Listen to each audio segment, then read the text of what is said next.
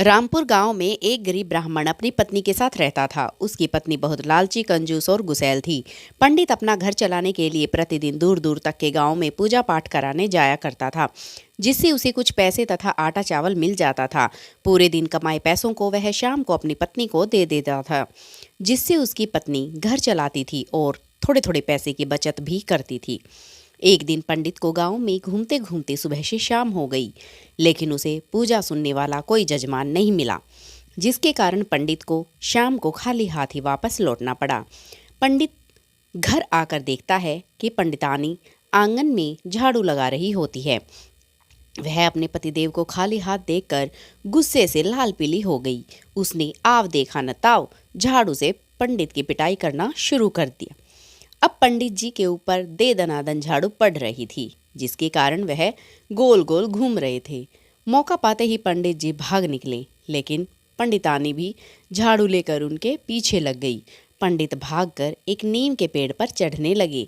पंडितानी का गुस्सा अब भी ठंडा नहीं हुआ था। उसने नीम के पेड़ पर ही 8-10 झाड़ू जमा दिए। पंडित जी अपनी जान बचाते हुए नीम के पेड़ से नीचे उतरकर और आगे भागने लगे। उसी नीम पर एक भूत रहता था। झाड़ू की मार देखकर वह भी पंडित के पीछे भागने लगा। पंडित जी ने अपने पीछे किसी को आते देखकर वह और जोर जोर से भागना शुरू कर दिया। कुछ दूर आगे जाने के बाद भूत जब उनके नज़दीक पहुंच गया तो पंडित जी रुक गए। भूत बोला, डरो मत पंडित जी, मैं भी उस झाड़ू वाले के डर से भाग रहा हूँ, चलो हम तुम साथ चलें। रास्ते में ब्राह्मण ने भूत को अपनी गरीबी की कहानी सुनाई। भूत ने उसे बड़ा आदमी बनने की तरकीब बताई। भूत ने कहा कि वह अमीर घर के लड़कों के ऊपर सवार हो जाएगा। पंडित जी झूठ मूठ की झाड़ फूक करेंगे तो वह उन्हें छोड़ देगा।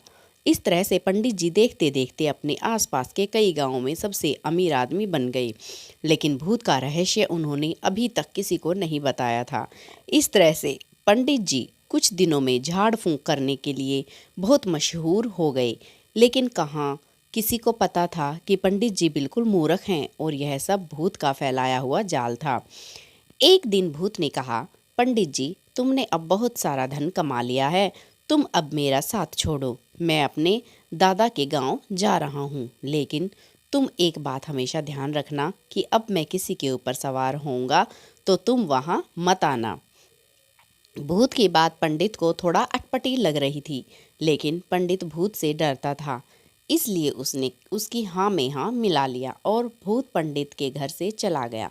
रास्ते में उसे घोड़े पर सवार राजकुमार दिखाई दिया। भूत बिना सोचे समझे राजकुमार के ऊपर सवार हो गया। राजकुमार किसी तरह से गिरते पड़ते अपने महल पहुंचा।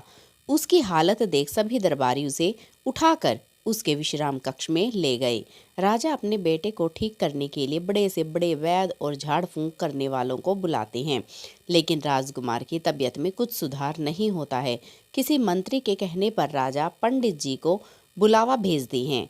पंडित दरबारियों की बात सुनकर समझ जाते हैं कि राजा के बेटे के ऊपर वही भूत सवार है, लेकिन पंडित राजा के दरबारियों को मना भी नहीं कर सकता था। उसने अपना दिमाग जलाया और जब वह राजा के बेटे के पास पहुंचा, पंडित को देख भूत आग बबूला हो गया।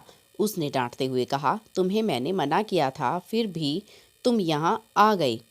पंडित ने हिम्मत से काम लिया और कहा, नाराज मत हो मेरे भाई, मैं तुमसे कुछ बात कहने आया हूँ। पंडित जी ने उसके कान में कहा, भाई, वह झाड़ू वाली औरत यहाँ भी पहुँच गई है। पंडित की बातों को सुनते ही भूत ने कहा, अरे बाप रे बाप, भागो। वह राजकुमार को छोड़कर भाग निकला। इस तरह से कहा जाने लगा कि मार के आगे भूत भागे।